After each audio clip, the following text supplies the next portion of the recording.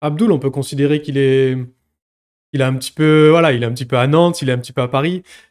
En poids léger, c'est le signe d'une signature imminente à l'UFC ou c'est plutôt le but d'aller combattre Damien pour la ceinture des légers, pardon. Non, non, aujourd'hui, c'est vraiment c'est l'UFC. Donc là, d'accord. Là, on se rapproche d'une signature imminente à l'UFC, on est d'accord. Euh,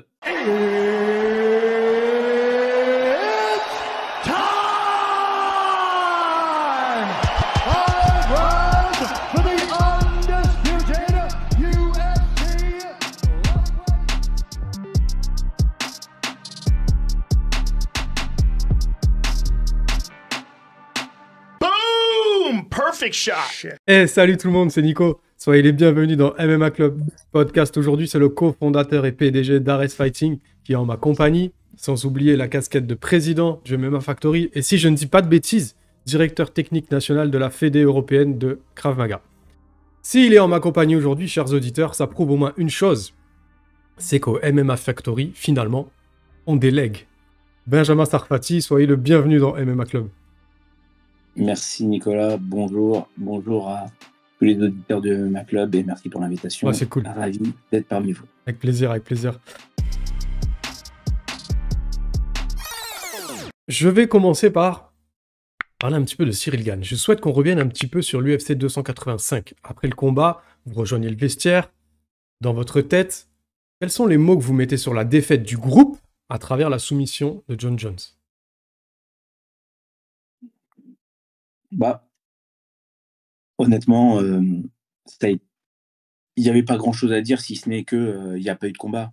Il n'y a pas eu de combat parce que on n'est pas rentré dedans, Cyril n'est pas rentré dedans, ça s'est passé trop vite. Il y a eu ce début de combat, il y a eu ce coup dans les parties, ensuite il y a eu l'arrêt et ensuite ça reprend.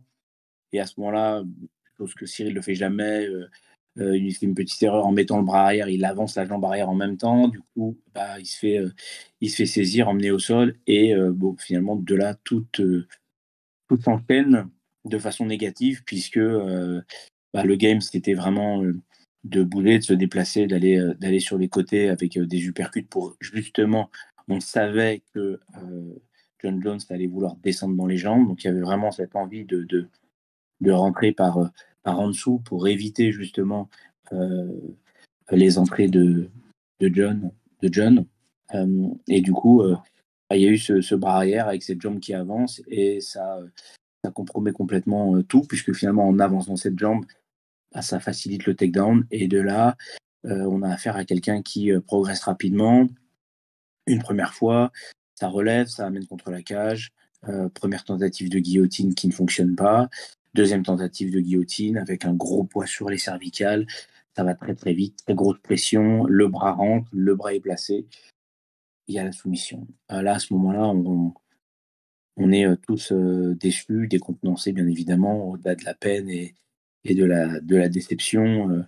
Il y a forcément les regrets qui commencent à naître parce que combat trop court, parce que pas rentrer dans son combat, parce que malheureusement aussi dans la vie de tous les champions, ça arrive de pas rentrer dans son combat, tout comme un Federer a déjà pris un 6-2, 6-1 dans sa carrière et ça reste pour autant des tennisman les plus talentueux de notre génération. Voilà, donc je pense que Cyril, malgré tout son talent, oui, n'est pas rentré dans son combat comme il le fallait. Et ça pardonne pas. Et donc voilà. D'accord. Ça, c'est le constat que vous arrivez à faire, on va dire, à froid, mais est-ce qu'il y a eu besoin de dire des choses les yeux dans les yeux sur le coup à chaud? Non, parce que Cyril est extrêmement clairvoyant envers lui-même, envers nous tous. C'est vraiment une personne très intelligente qui tout de suite dit, ouais, j'ai déconné. Voilà, il y a un truc qui va pas. Et on sait que voilà, c'est des petits détails qui font que malheureusement les conséquences sont grandes, quoi. Et chaque petit détail compte à ce niveau-là. Donc non, il n'y a pas eu besoin de se dire grand-chose, si ce n'est que voilà, on était tous désolés, confus.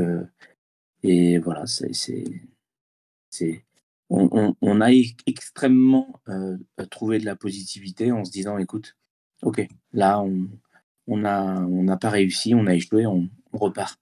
On repart, on retravaille, on y retourne, on baisse pas les bras, voilà. Et on va montrer à tout le monde de quoi on est capable et c'est reparti. Et on a atterri le lundi à 19h, le mardi à 15h, il était sur le tatami. Hmm. Par rapport à Voilà, ça, pardon. parce que non, mais c'est une envie de travailler, c'est une envie de se dire, bon, bah ok, il y a des défaites, comme ça peut arriver, et ça arrive à beaucoup, et même aux plus grands champions, bah voilà, derrière des défaites, il faut savoir se remettre en question, savoir retravailler. Donc, on retravaille, on reprend le chemin de la salle, on reprend le chemin du travail, et puis on rebondit, quoi. D'accord. De toute façon, se malmener psychologiquement ne sert à rien, puisqu'on ne peut pas effacer ce qui est arrivé. Donc la seule chose à faire, c'est de trouver le positif, de se remettre au travail rapidement et tout de suite d'aller chercher l'échéance d'après. Et pour ça, Cyril est très fort, puisque il a cette capacité, même si sur le coup, il s'en veut, s'il n'est pas bien, s'il est déçu, bien évidemment, et nous tous, il a cette capacité à ne pas regarder derrière lui trop longtemps. Ça nous a tous pourris pendant 2-3 jours, on se refaisait la scène, et puis très très vite, on passe devant et on regarde devant toi et on se dit, ok, la prochaine échéance, on va, on va faire différemment et on va travailler encore et encore et encore. Et donc, on s'est remis au boulot. D'accord. Par rapport justement un petit peu aux critiques, il y a eu des choses qui ont été dites très dures, avec beaucoup de passion, des fois ça déborde. Il y a eu aussi des critiques pertinentes. Lesquelles sont celles où vous vous êtes dit, ça c'est vrai, on doit le remettre en cause? Bah, moi, j'ai envie aussi de renvoyer la question et de dire, je reprends mon exemple de Federer qui prend un 6-2, 6-1, quand il rentre chez lui, qu'est-ce qu'il se dit? Je vais refaire des coups droits, je vais refaire des revers.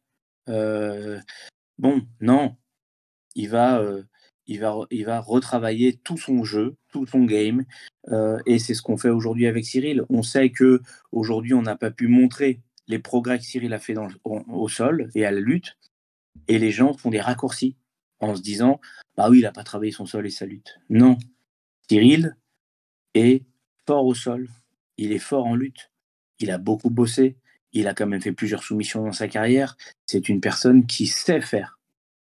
On est tombé sur un John Jones agressif, plus fort, qui nous a surpris. Il n'y a rien à dire. Il a gagné, mais ne prenons pas des raccourcis. Donc, aujourd'hui, la vraie critique positive, c'est de se dire, ok, on a merdé, on n'est pas rentré dedans, on repart au boulot et on retravaille tout.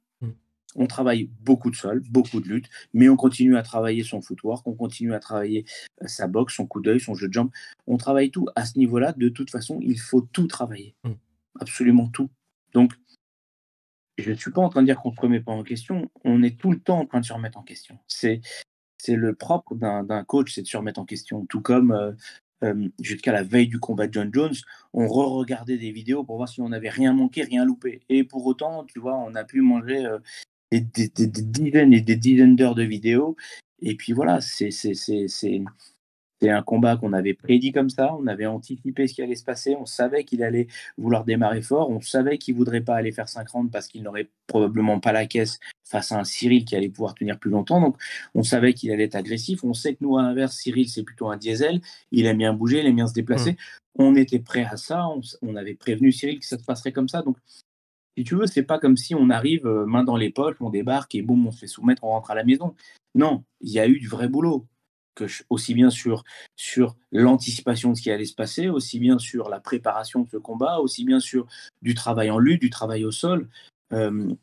Voilà, j'ai pas à refaire le parcours des sparring partners du sol qui ont aidé Cyril, mais chacun d'eux, multiples champions, Panamérica, champion du monde, Guy, no Guy, enfin, il a mangé du sol, voilà. Donc après, c'est arrivé au meilleur aussi de se faire soumettre. On sait que la moindre erreur peut être fatale. Et là, il y a eu une succession de petites erreurs. Donc oui, là-dessus, on le nie pas, on cherche pas à le masquer, on dit juste que bah, voilà, faut retourner au boulot. Oui, les gens pensent que le sol de Cyril est à parfaire. Je pense que tout est à parfaire, qu'il faut repartir au travail et c'est ce qu'on a fait, c'est ce que Cyril fait. Oui, on travaille les aspects sol et lutte encore et encore plus parce que Il est temps aussi que les gens arrêtent de penser que c'est quelque chose qu'on ne travaille pas. Donc, on le travaille. Et puis, voilà, c'est la vie qui continue. Mais, mais oui, on a été très critiqués et souvent injustement parce que, parce que c'est comme ça, c'est la loi du sport, Mmh. hein. Mbappé est le meilleur footballeur du monde, il va rater un penalty, c'est devient, Mmh. le paria de la société, Mmh. quoi. C'est comme ça. Heu, le sport, c'est fait d'amour et quand on est fan de sport et qu'on a l'amour du sport, on a la haine et l'amour, Ça ça va déborde. avec et en fait, ça déborde. Mmh. Heu, les propos de haine envers Cyril sont, à mon avis, des propos d'amour parce que finalement, quand on arrive à dire: «Ah, Mbappé, c'est pas possible, il est nul, il est machin», c'est parce qu'on l'aime tellement qu'on a envie qu'il réussisse. Moi, je pense quand même que, Cyril est une personne qui est extrêmement aimée en France, Mmh. extrêmement aimée dans le monde du MMA. Bien sûr, bah, il aura des détracteurs comme tout le monde, c'est la loi du sport. Mais, mais voilà, les gens sont frustrés, les gens sont déçus, euh, les gens forcément critiquent, parce qu'on a toujours critiqué, dans tous les sports on critique, c'est comme ça. Mais pour autant, il faut remettre dans le contexte et ne pas oublier que Cyril, c'est quand même pas euh, le, le- le dernier né, quoi, tu vois ce que je veux dire? Bien sûr. C'est pas non plus un débutant. C'est quelqu'un qui a un vrai background, c'est quelqu'un qui a vraiment bossé, c'est quelqu'un qui progresse très très vite. Ah, on en a encore de la marge de progression et tant mieux. Ce serait désolant si on était à son maximum. Donc on a une grosse marge de progression, oui, encore plus sur la partie sol et lutte, mais ne croyez pas qu'on a pris ce combat à la rigolade, ne croyez pas que ce combat n'a pas été sérieusement pris à bras le corps et tout a été fait. Voilà. John Hem, Jones a été plus fort, meilleur, mmh. agressif, au bon moment. Il a profité et exploité les erreurs et c'est comme ça. Mmh. Humainement, je reviens rapidement par rapport à ce que vous disiez, les critiques, tout ça. Donc là, je parle humainement. Vous êtes assez discret sur ce qui vous traverse. Pour prendre un exemple, Fernand Lopez, il est un petit peu plus expressif. Quand un entraîneur, il s'expose, il s'exprime, il prend l'attention et il prend la pression négative, ça laisse son combattant avoir un peu d'air, avoir un environnement un peu positif. Donc c'est bien aussi.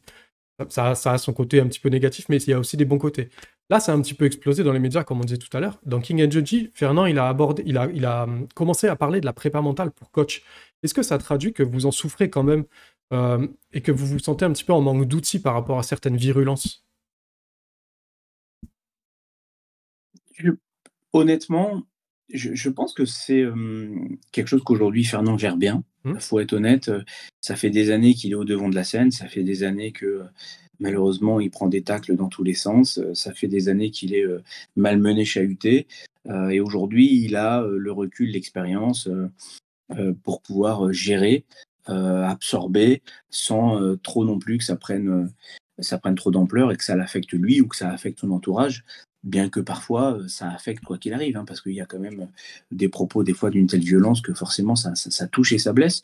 Et je trouve que c'est en effet un aspect extrêmement intéressant qu'il faut aujourd'hui développer auprès de tous les coachs parce que euh, une défaite aujourd'hui, forcément, on l'attribue aussi en grande partie au coach, tout comme c'est la faute de l'entraîneur dans un match de foot. C'est comme ça. Et, et donc, il faut pas oublier que c'est un collectif. Donc la défaite, on la prend tous. C'est pas que Cyril, c'est nous tous. Ok, on a tous notre part de responsabilité certainement.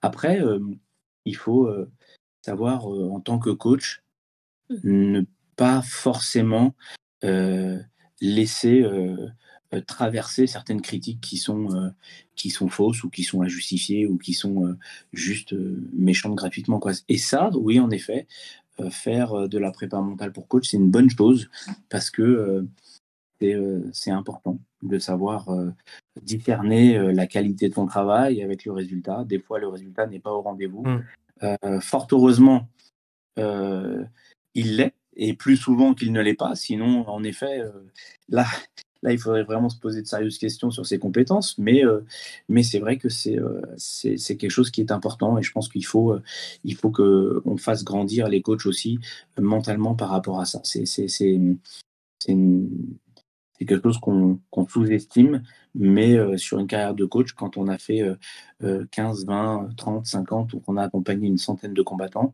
Des fois, on a une succession où il y a des défaites et c'est vrai que on se remet beaucoup en question, on est beaucoup critiqué et c'est difficile parce que on commence vraiment à se remettre en question, à se dire mince, je suis pas bon, je suis mauvais, qu'est-ce qui se passe?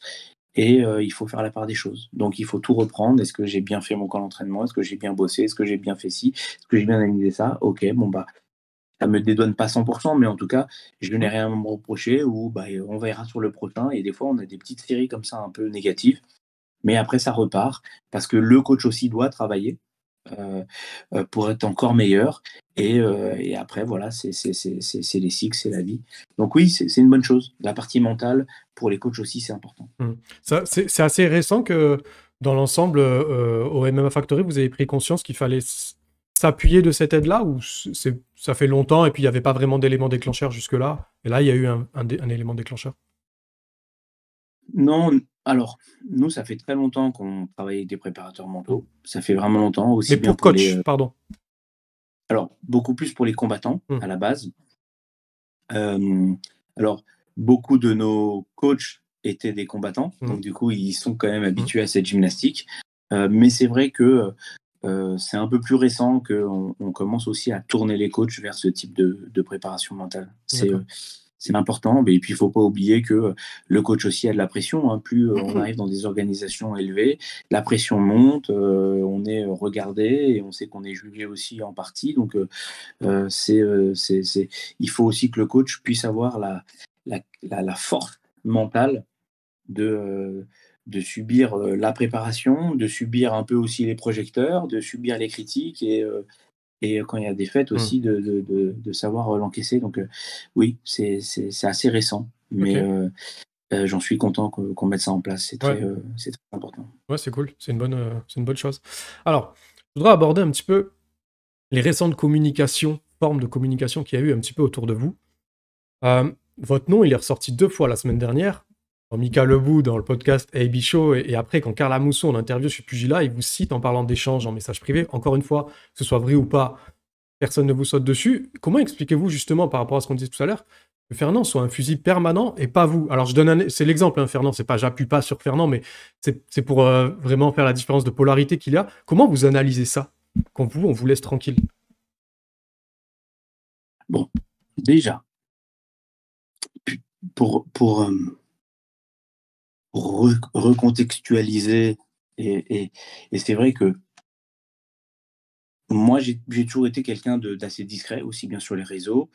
Et c'est vrai que Fernand incarne, de par son passif, de par le fait qu'il est aussi dans les précurseurs, de par le fait qu'il soit connu dans le milieu et plus connu que moi dans le milieu du MMA. Du coup, c'est vrai que c'est tout le temps lui qui a les prises de parole et qui s'impose comme la figure publique entre nous. Voilà. Moi, ça me va bien. C'est vrai que c'est le beau rôle un peu plus planqué. Mais c'est vrai que dernièrement, moi, ça m'a beaucoup peiné parce que les réseaux ont été extrêmement mensongers. Vraiment mensongers. Et j'ai dit à Fernand, écoute, moi, je suis prêt à prendre un peu plus la parole parce que je veux pas qu'on pense que finalement, il y a que Fernand qui parle et à chaque fois qu'il parle, on lui en met une couche dessus alors que il ne fait que se défendre. Donc pourquoi est-ce que tout le monde aurait le droit de l'attaquer souvent en plus à tort ou bien par des mensonges? Pourquoi et lui n'aurait pas le droit de répondre? Et c'est vrai que ces derniers temps, on constate un peu qu'il est un peu seul contre tous.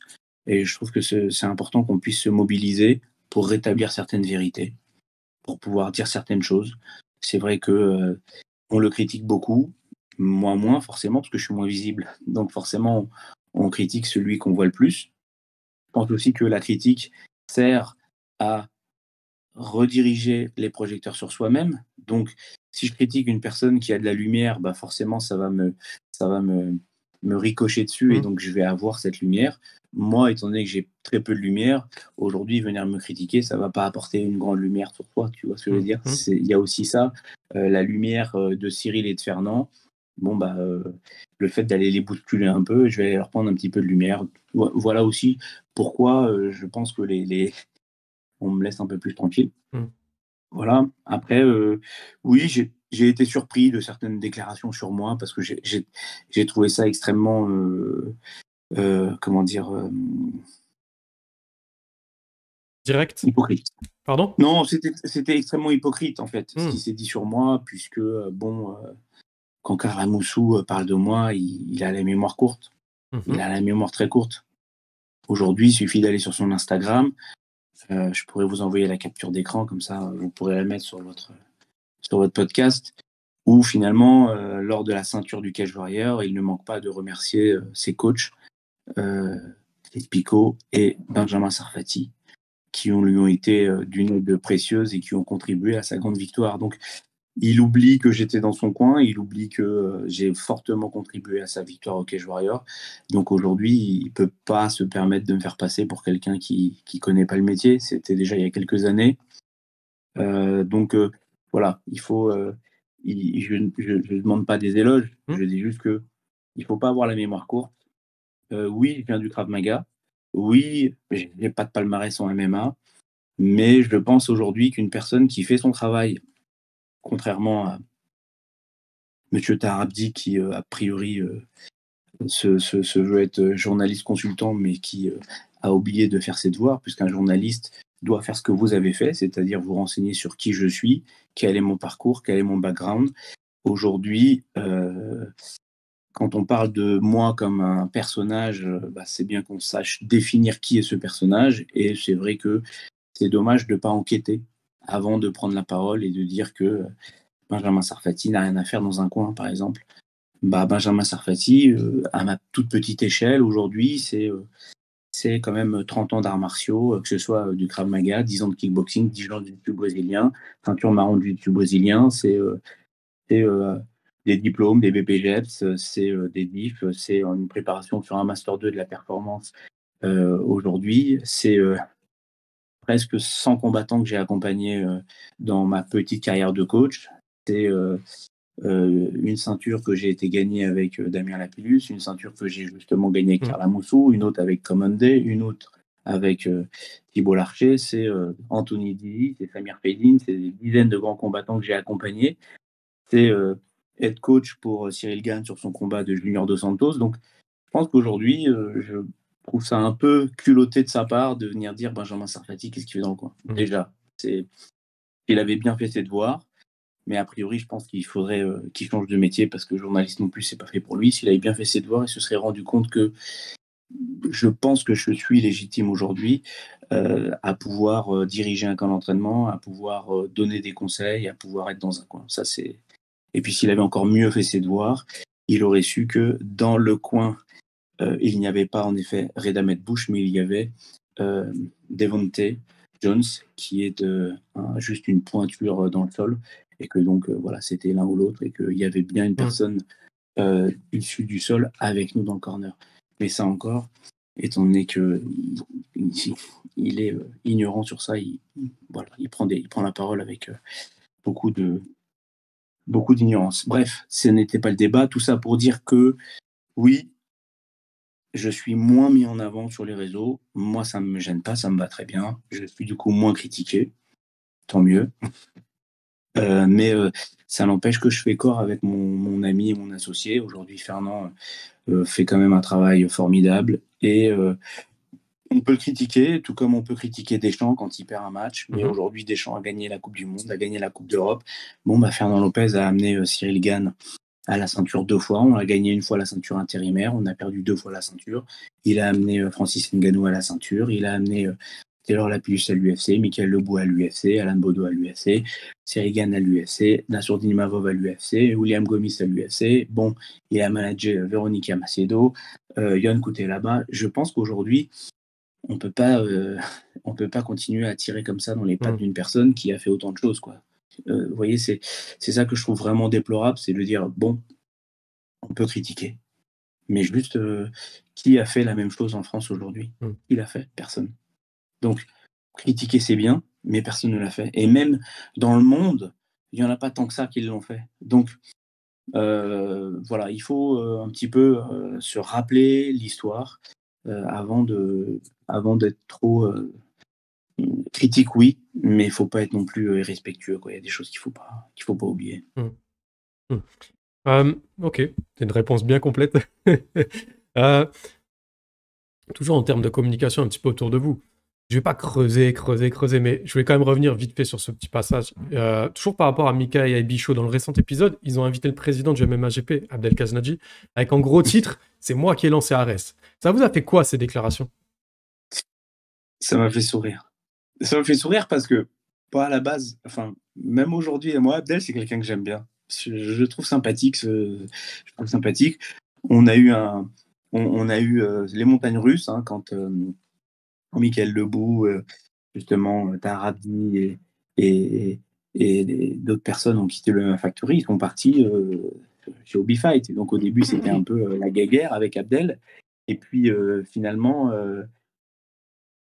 ils ont quitté à leur tour Hobby Fight. Donc, voilà, et à ce moment-là, Abdel, on a commencé à se rabibocher et on se rendait compte que, voilà, on était tous les deux victimes de départs, d'arrivées, et que des fois on est content, moins content, des fois des départs justifiés, moins justifiés, faits avec bienveillance ou plutôt avec trahison, enfin peu importe. Et donc du coup, on s'est rapprochés comme ça, et puis on est devenus copains, amis. Et puis il a lancé le MMAGP. On a commencé à bosser ensemble. Il a pris quelques athlètes à nous, et puis il nous a invités à venir assister à ses combats. Et voilà, ça s'est très bien passé. Maintenant, Abdel, tu peux pas dire une chose pareille. Le premier événement d'Ares a eu lieu en décembre 2019. MMA-GP n'existait pas. Comment, Abdel, tu peux dire que tu as lancé Ares? C'est un mensonge. C'est un mensonge. UFC Fight Pass, on travaillait déjà avec en 2019. Donc, certes, il y a eu le Covid. Tu as repris les événements et tu as lancé MMA-GP, tu as repris les événements avant nous. Mais on n'a pas eu besoin de toi. UFC Fight Pass, on travaillait déjà avec. Béatrice Saunier, ça fait des mois que je travaille avec elle, puisqu'on a lancé, on a aidé à la légalisation du MMA en France. J'étais vice-président du comité du MMA français, avec toute la clique des anciens, puisqu'il y avait Hatch, il y avait Duka, il y avait Cyril, il y avait Loïc, il y avait mon ami, comment il s'appelle, les frères, il y avait les frères Fernandez, il y avait aussi ça va me revenir aussi, deux frères, mes amis en plus. J'ai honte. Mais Scavo? Pardon? Schiavo, merci, les frères Schiavo. Bon, on a travaillé avec Béatrice, on s'est vu peut-être une à deux fois par mois, on s'est appelé quasiment toutes les semaines. Tu peux pas te dire que tu m'as présenté Béatrice, quoi. Faut arrêter. Enfin, bon, ça c'est un vrai mensonge. Pour le coup, Abdel, je t'aime beaucoup. Voilà, mais ça c'est un mensonge. La seule chose où, et ça c'est la vérité, je ne suis pas là pour cacher les vérités, mon fournisseur de Canvas me plante 5 semaines avant. Il me plante. Mais je travaille déjà avec quelqu'un puisque j'ai déjà fait un événement. Il me plante. Et donc en tant qu'ami, je l'appelle, Abdel, tu travailles avec qui? Tu peux me donner un coup de main? Et très gentiment, il m'a donné les coordonnées de la personne avec qui il bossait pour le Canvas. Et je l'ai appelé pour qu'il fasse mon Canvas. Mais il ne peut pas dire, oui, Sarfati, il ne sait pas qu'il faut 5 semaines pour faire un Canvas. Abdel, arrête de me prendre pour ce que je ne suis pas, quoi. Donc non, ça, ce sont des mensonges. Voilà, donc il m'a donné un numéro de téléphone et je le remercie, et ça m'a aidé à l'époque. Voilà ce qu'il a fait, c'est tout. Pour le reste, c'est du mensonge. D'accord. Je suis désolé. Moi, si je peux me permettre, en essayant d'y mettre un petit peu de bienveillance et sans vouloir offenser ni l'un ni l'autre, est-ce que c'est pas des choses où vous préfériez pas l'un et l'autre avant que ça sorte, avant qu'il y ait un abcès et tout, prendre un téléphone, et parce que c'est des choses qui peuvent aller loin en final. Ça, c'est des déclarations qui peuvent emmener des effets boule de neige, qui peuvent entraîner des grosses guerres d'ego. C'est dommage. Qu'est-ce que vous en pensez? Est-ce que c'est pas des choses qui, pour donner exemple aux autres, par exemple pour dire aux autres, allez, on arrête de faire la guerre, et quand on a un truc à se dire, on se parle, et voilà, ça désengorge un peu le problème. Est-ce que c'est pas possible des fois, tout simplement? Aujourd'hui, quand on s'est lancé là-dedans, j'ai dit à Fernand, écoute Fernand, je vais appeler toutes les personnes. Il y en a qui te détestent dans l'eau, mais je vais les appeler. Parce que le MMA doit être soudé.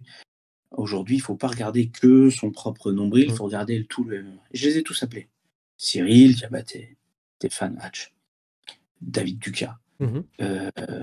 Loïc, Abdel. Je les ai appelés. Il y en a qui ont été très D'accord. gentils Mhm. et avec qui c'est très bien passé. Il y en a qui ont fermé complètement la porte, avec qui ça s'est mal passé. Mais moi, on ne pourra pas me reprocher ça. Je l'ai fait. J'ai eu des vraies conversations avec chacun d'eux. Après, voilà, je ne vais pas forcer non plus. Mhm. Vous voyez ce que je veux dire? Je ne peux pas non plus aller supplier les gens. Moi, j'ai fait mon travail en disant, OK, on s'aime pas, venez, le MMA a besoin d'être uni. Moi, j'ai pas de souci, on s'échange des gars, vous avez des événements, j'ai un événement, venez, on se les échange, on se les machins, on se les trucs, on essaye de bosser ensemble. Voilà, on n'est pas obligé de bouffer, on n'est pas obligé de s'aimer, mais on peut bosser, c'est pas grave. Voilà. Et une fois encore, il y en a qui ont répondu oui, il y en a qui ont répondu non fermement. C'est dommage, mais voilà. Et Abdel, je sais même pas en vrai pourquoi aujourd'hui il a pris ce virage un peu opposant, voilà. Donc voilà, il aime pas la sueur, alors il va aller voir, je sais pas, les autres là, la transpi qui servent à rien. Je comprends pas pourquoi il va donner autant de force à des gens qui finalement ne font que dénigrer, qui ne font pas progresser le MMA, qui ne font que insulter, dénigrer. Enfin bon, je comprends pas en fait pourquoi, puisqu'une fois encore, je sais pas ce qui nous a, je sais pas ce qui s'est passé avec Abdel. Peut-être que quand on a monté Arès, est-ce qu'il s'est senti en danger parce qu'on était concurrents? Mais au début, non. Pourtant, il a vu ça d'un très bon œil au début. Donc, je ne sais pas. Franchement, je ne sais pas. Alors, il dit sur les réseaux qu'a priori, je lui aurais pas pris de gaz sur mon événement. Bon, et on s'est expliqué ensuite, suite à ça. On s'est eu au téléphone et j'ai dit: Abdel, organiser un événement, c'est pas un scoop. Tu le sais, tu as la date, tu as tout. Envoie-moi les noms, quoi. Non, il attendait que ce soit moi qui aille vers lui. Bon, aujourd'hui, je le reçois, je suppose comme lui, peut-être 300 WhatsApp par jour de combattants qui veulent combattre.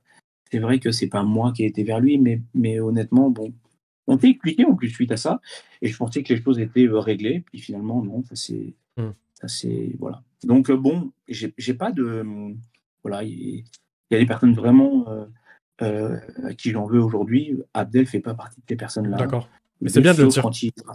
juste sauf quand il raconte des mensonges, Mhm. quoi, là où je vais un petit sourire parce que ça me fait rire. Je pense que ça le fera rire quand il verra cette interview parce qu'il sait que j'ai raison dans ce que je dis. Mais voilà, c'est pas. Voilà, Mhm. Abdel, si tu m'entends, on s'appelle avec plaisir, il n'y a pas de problème. Mhm. J'ouvre et je referme rapidement une petite parenthèse parce que je veux pas donner trop de lumière là-dessus, mais disons que je me sens un petit peu, je peux éventuellement me sentir un petit peu concerné par rapport à ce qui s'est passé avec le média Pugilat en conférence de presse post-fight Arrest 13. Ce qui était attractif, c'est qu'un journaliste ou un média puisse poser des questions, puisse susciter du débat. Pas vraiment ce qui s'est dit, c'est pas ce qui m'intéresse vraiment, mais là, ce qui m'intéresse, c'est euh, est-ce qu'il s'est fait vraiment notifier qu'il n'était plus le bienvenu en conférence de presse Arrest pour son mode de communication. Si oui, moi j'ai peur qu'à l'avenir, les médias n'osent plus prétendre à exprimer leurs divergences d'opinion. Qu'est-ce que vous en pensez? Non, aujourd'hui, en fait, c'est bon, bah, il a voulu, une fois encore, comment on fait pour avoir de la lumière? Bon, on essaie de faire un buzz, on essaie de faire quelque chose, on essaie de pousser. Ce qu'il faut comprendre, c'est qu'aujourd'hui, sur une conf de presse, et on n'a pas la prétention d'inventer les choses, on se calque sur ce que font les plus, les plus expérimentés et ceux qui font mieux que nous déjà, donc à l'UFC et partout ailleurs, aussi dans le foot, partout. Qu'est-ce qui se passe? Il se passe qu'il y a une conférence de presse, il y a un temps de parole, on pose une question, et puis il y a une attachée de presse qui donne la parole à chacun. Bon, quand on revient 2, 3 fois avec les mêmes questions, au bout d'un moment, c'est vrai que c'est agaçant parce que faut comprendre qu'il y a plein de gens, qu'il faut donner la parole à tout le monde, qu'on a donné une réponse. Elle te satisfait, elle te satisfait pas. Au bout d'un moment, de toute façon, c'est comme ça, on passe à d'autres questions. Ça, il faut l'accepter, c'est la règle du jeu, c'est la conférence de presse. Donc, au bout d'un moment, moi, je suis pour des médias qui ne sont pas des béni oui-oui. Je suis pour des médias qui, au contraire, posent des questions pertinentes. Maintenant, je veux pas, je veux quand même que tout se fasse dans le respect. Voilà, et ça, c'est important. Aujourd'hui, faire 1 heure et demie d'interview avec Karl par vengeance ou juste pour aller polémiquer, bah, si tu arrives à donner la parole à une personne 1 heure et demie, mais que tu comprends pas en retour que quand tu as posé 2 fois la même question, on te dit ça suffit parce qu'il faut passer à quelqu'un d'autre, il faut pas de 2 poids 2 mesures. Voilà, c'est un peu dommage. Maintenant, notre ambition n'est pas de pas de blacklister personne. Notre ambition n'est pas de museler les gens. Une fois encore, c'est important. Les médias, c'est ce qui fait vivre notre sport. Il faut des médias pour, des médias contre. Il faut qu'il y ait des échanges, il faut qu'il y ait des arguments. Mais ce qu'il faut, c'est du débat. Il faut arrêter aujourd'hui. C'est bien. Ce qu'il faudrait maintenant, vous, médias, c'est que vous arriviez aussi à mettre deux personnes ensemble pour qu'il y ait des débats et des échanges. Que ce soit plus des monologues où finalement chacun s'envoie des missiles et puis voilà. Faisons des débats, c'est là où ça serait intéressant de voir un petit peu comment ça se passe, de créer cet échange. Mais pour revenir sur la question de base, non, il n'y a pas de, il y a pas de blacklist, il n'y a pas de, voilà. Après, il faut juste pas manquer de respect. Euh, on sait tous aujourd'hui que Ariel Helwani s'est fait blacklister de l'UFC et n'est plus le bienvenu. Il a, à un moment donné, voilà, il s'est passé ce qui s'est passé entre eux. Dana a pris cette décision, il a pris cette décision, c'est son droit. Mais il faut que les choses quand même aillent à un certain niveau pour qu'on en arrive là, quoi. C'est tout. Mais il n'y a pas de volonté de notre part, en tout cas, de ça. Non. Moi, je veux que les médias continuent à poser des questions, continuent à s'exprimer, continuent à être opposants, mais dans le respect toujours. D'accord. Alors, je vais essayer de faire un petit peu vite parce que là, je suis un petit peu long, mais j'ai pas encore fini, désolé. J'aimerais bien qu'on parle un petit peu d'Ares. Je vais faire état de quelques critiques qui m'ont souvent été évoquées, que moi-même je peux comprendre et parfois partager. Comme ça, je me cache pas derrière les autres. Ares, en tout cas, continue de proposer du spectacle au rythme d'un événement par mois. Il y a la petite Klim Ragnar qui a eu du mal à passer auprès du public. Ça fait 2 fois donc que les gens ont payé pour le voir et ont été plus ou moins déçus. Je m'attendais notamment à ce qu'il y ait un backup sur au moins Ares 13. Il y a, on le dit souvent avec humour, les Brésiliens d'Ares qui ont un petit bilan qui donne un petit peu de moins en moins envie de s'intéresser à leur combat, de les prendre au sérieux. Et il y a eu l'annonce, c'était il y a un peu plus longtemps, par exemple, l'annulation tardive de Renan Barão. Et contrairement à d'autres orgas qui sont plus ou moins timides, vous annoncez beaucoup, quitte à ce qu'on soit parfois déçu, mais vous prenez quand même le risque de beaucoup communiquer sur la carte finale.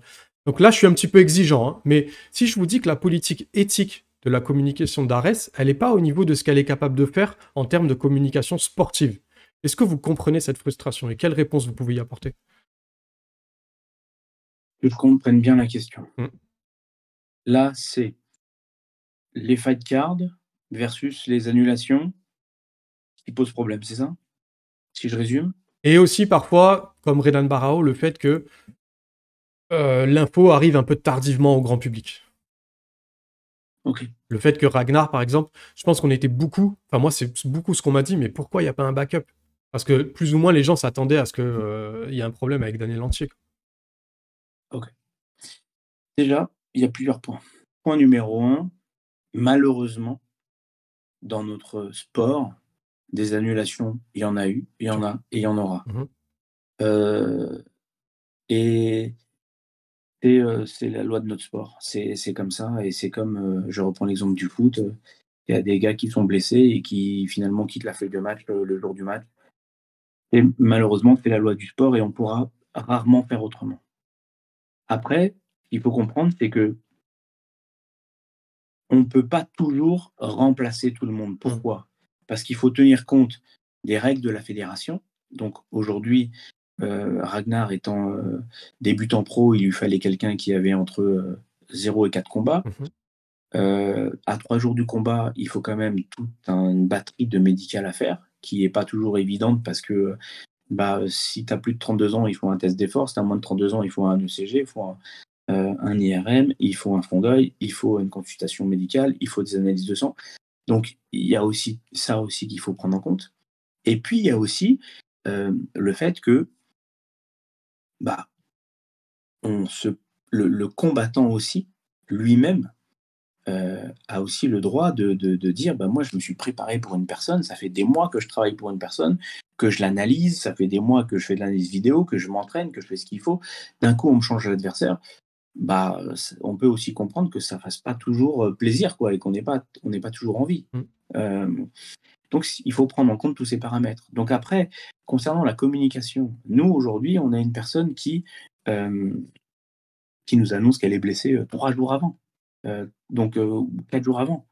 Là-dessus, c'était important pour nous que le public comprenne que Ares n'était vraiment pas responsable de ça. C'est-à-dire que les gens, pareil, font des raccourcis. Pensent que Ares a voulu faire un coup de pub, ils ont annoncé Ragnar, mais qu'en fait c'était prémédité, que finalement il n'y a pas de combat, que non les amis, ça c'est aujourd'hui Ragnar, faut savoir qu'il a bossé, il s'est entraîné, il a annulé des dates parce qu'il a aussi un métier à côté. Ça lui a coûté beaucoup d'argent ce camp d'entraînement. Il a fait beaucoup de kilomètres, il a beaucoup voyagé, et donc parce qu'il faisait 150 bornes à chaque fois pour venir s'entraîner. C'est quelqu'un qui a fait des vrais sacrifices. Donc il a eu la déception, il a eu envie de remotiver son adversaire pour qu'il vienne faire ce combat parce que vraiment il avait envie de le faire. Et je le dis, il avait envie de le faire, très très envie. On n'a pas été en mesure de trouver un remplaçant qui rentrait dans toutes les cases, aussi bien avec tout ce que ça comporte, le médical, le machin, le ci, le ça, le poids, le tout, dans un délai de 3 jours. Et puis le style aussi. Voilà, on en est désolé. Maintenant, ce qu'il faut comprendre, c'est qu'on ne peut pas rematcher tout de suite Ragnar parce qu'il a dû reprendre aussi sa vie professionnelle, parce qu'il a besoin de rentrer des sous, il a besoin de vaquer à ses propres occupations. Et donc voilà, c'est un cycle qui malheureusement nous ramène à plus tard. C'est beaucoup de frustration pour le public, mais pour nous aussi. Et vraiment pour tout le monde. Et ça, faut bien comprendre que là-dessus, on n'est pas responsable de ça, quoi. Et on en souffre autant que le public quand on a une annulation, quoi. C'est vraiment... voilà. Donc après, les communications sont tardives parce que ne croyez pas. Soit on le sait tard, donc on communique tardivement, soit on communique tardivement parce qu'on cherche des solutions avant de communiquer. D'accord. Et quand vous dites... pardon, oui. Ouais, non, c'est bon. À plus tard, c'est quoi? C'est quand pour Ragnar? Là, on va repasser, je pense, sur la deuxième partie de l'année. Là, il a besoin de retravailler. Il avait beaucoup d'engagement. Il a dû mettre en suspens beaucoup de choses. Donc là, il a besoin de faire ses engagements professionnels, des films et des tournages et des spectacles et tout ce qu'il a à faire. Et donc, on repartira sur la deuxième partie d'année où on va réengager la partie combat, qui est un souhait de sa part. Donc, il veut vraiment le faire, et donc je sais qu'il va le faire. Et il avait vraiment bien bossé. Et il va rebosser, et il va vous surprendre. Parfait. Alors, je vous rassure, j'ai bientôt fini. Il y a énormément d'athlètes au MMA Factory qui sont engagés à RS, et je trouve ça normal, et je trouve ça bien. Il y a pas mal de noms qui arrivent en plus lancés comme des fusées. Voilà, je pense à Youssouf Binaté, il y a Abou, il y a Tourpal Younusov, Vlad Goutou, par exemple. Comment allez-vous faire pour leur proposer des combats très attractifs avec cette règle des 10 combats, et comment vous allez gérer les ceintures s'il y a trop de factoriens pour une seule ceinture? Quelle est la vision qui est managériale par rapport à ça?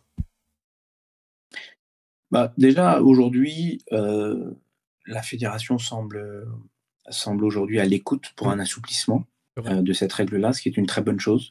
Donc ça, déjà, on va pouvoir enfin avoir des confrontations qui ne seront pas forcément dans le respect de cette règle, mais qui seront des confrontations qui seront analysées par la fédération, et ils pourront juger ou pas de la pertinence de cette opposition. Donc ça, c'est une très bonne chose.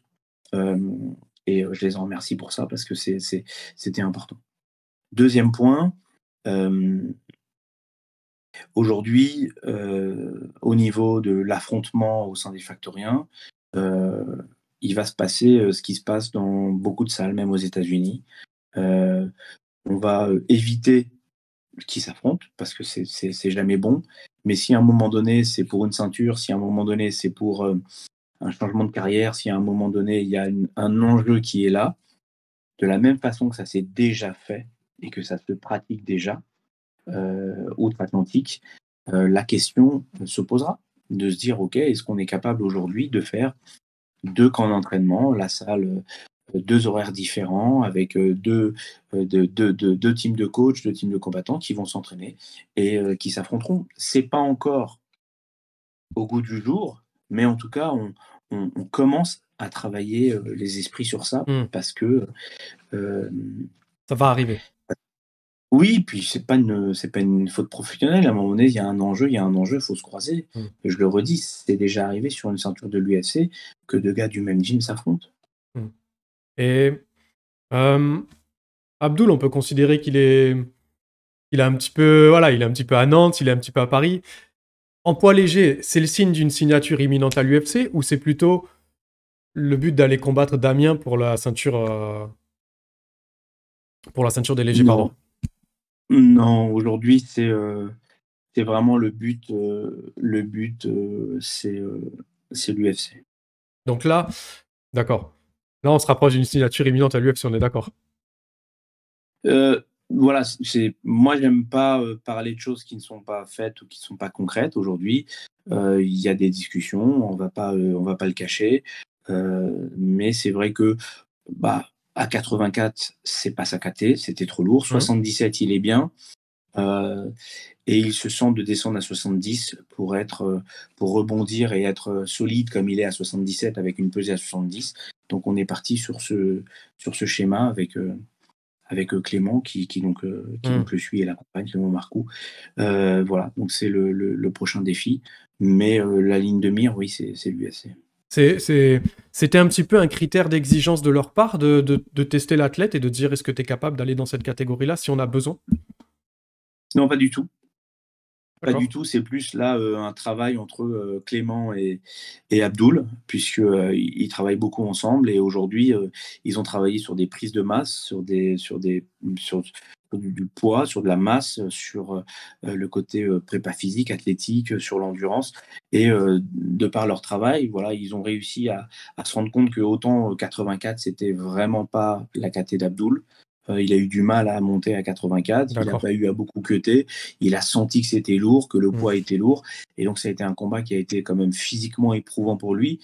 77, il est bien, mais il se rend compte qu'il arrive finalement à descendre et à jongler, et que pourquoi pas aller à 70. Donc non, c'est pas un souhait de l'UFC, c'est plus des dialogues entre le préparateur physique et l'athlète et comment il se sent physiquement et un choix directionnel d'aller vers cette catégorie. D'accord. Allez, une dernière chose. Je réitère une question que je vous ai déjà posée l'été dernier quand je vous ai vu à Paris.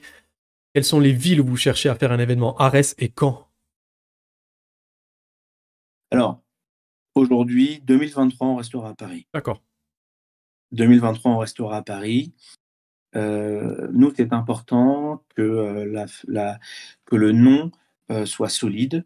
C'est important qu'on ait un rendez-vous récurrent à Paris déjà, que notre fanbase grandisse, que nos fans nous suivent, qu'on puisse leur montrer la récurrence, la qualité des shows. 2024, on va commencer à se déployer et on ira dans les grosses villes de France. Donc voilà, tout le monde connaît quelles sont les grosses villes de France, donc j'ai pas besoin d'entrer plus dans le détail, mais on ira bien sûr, commencer à faire le tour sur 2-3 dates, pas plus. On restera quand même beaucoup sur Paris, Ok. et on ira faire 2-3 dates en province, puisqu'il y a de la demande, et c'est vrai qu'aujourd'hui on reçoit beaucoup de demandes de fans qui souhaiteraient qu'on puisse se déplacer un petit peu. Parce que C'est pas toujours évident, prendre le train, venir pour assister à un show et tout. Donc c'est vrai que c'est important qu'on puisse aussi nous aller jusqu'à eux. Donc on le fera en 2024. parce que vous vous entendez bien avec Aldric Cassata, par exemple. Absolument. À Nice, c'est une belle ville. Absolument. Bon, voilà, c'est bien. Alors, je rappelle que Arès 14 aura lieu le vendredi 7 avril avec 3 ceintures en jeu, Le Saropoli, Dixon Moreira et Ciric Petrovic contre Wozniak. Ensuite, il y aura Arès 15 le 12 mai, il y aura Demarte Peña contre Mehdi Saadi, le retour de David Tonakrol, Asia Miri, Félix Klinkhammer, Delguera, et le duel que j'attends et qu'on attend, Jordan Zebo, Mika Marisardi, qui va enfin avoir lieu. Est-ce que vous avez un petit quelque chose à rajouter, même si vous avez été ultra généreux, un petit message à faire passer, une petite annonce, voilà, c'est à vous. Je vais être court. Moi, je le redis, j'aimerais vraiment que le MMA retrouve une ambiance de paix, parce que voilà, c'est un super sport. On se sacrifie tous pour ce sport, tous les acteurs dans le MMA, toute organisation confondue, tous les coachs confondus, toutes les salles confondues. Tout le monde fait un super boulot parce qu'on a une passion qui nous unit, c'est le MMA. Et il ne faut pas l'oublier que cette passion nous unit et qu'elle ne doit pas nous désunir, nous déchirer. Voilà. On aime, on n'aime pas. On a le droit de critiquer. Gardons le respect et avançons pour que le MMA continue de grandir parce que vraiment, moi, quand j'assiste à tous ces événements, quand je regarde tous ces événements, je suis assez fier de me dire qu'on a un vivier de combattants formidable en France et que la France va être encore une nation qui va brandir son drapeau haut dans le MMA, tout comme dans beaucoup de sports. On est quand même plutôt bon dans le sport et là, dans le MMA, on a plein de petits jeunes et plein de stars actuelles, mais plein de petits jeunes qui montent. Donc voilà, n'oublions pas ça. Et ensuite, bah voilà, que le MMA continue à vivre longtemps. Et merci pour l'invitation. C'est cool, merci beaucoup, merci à vous pour cet entretien. Là, on a fait... Au début, j'avais dit une dizaine de questions, 25 minutes maximum. Là, c'est bon, on a au moins doublé, je suis désolé. Mais en même temps, vous êtes tellement rare qu'on a envie de... Voilà, et puis vous répondez, voilà, vous y allez, vous donnez de matière, donc c'est vrai que c'était cool, mais je vous remercie pour ça. Merci beaucoup. Je vous souhaite beaucoup de succès, beaucoup de plaisir et de réussite sportive.